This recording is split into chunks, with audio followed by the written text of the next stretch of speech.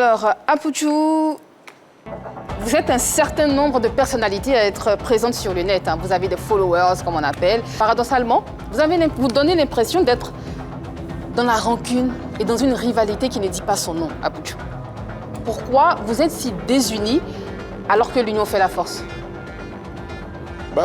Désunis avec qui? C'est ça, en fait, je veux savoir. Aujourd'hui, il y a des associations d'influenceurs et de blogueurs ivoiriens. Sont divisés. Vous êtes divisés. Voilà. Vous êtes Divisés dans le sens chacun... Vas-y. Non, mais chacun de nous a son blog.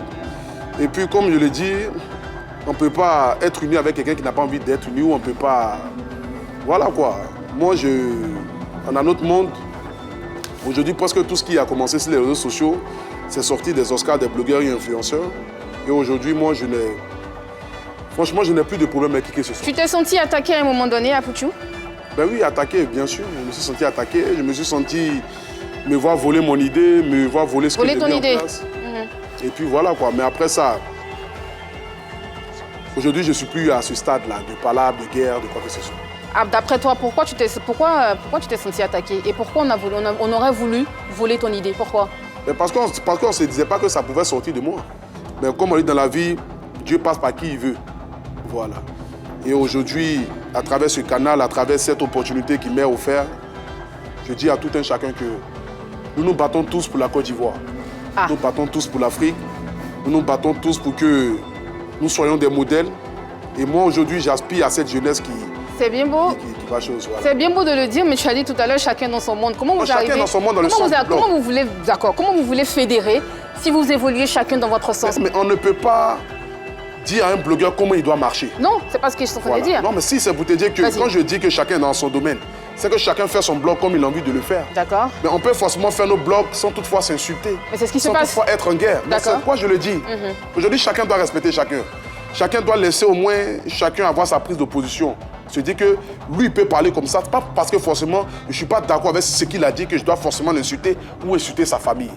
Voilà. Aujourd'hui, il y a la Libias qui est représentée par le général Makosso et son groupe. Et il y a la corporation digitale panafricaine qui est représentée par, son nom me reviendra, par une autre dame en tout cas.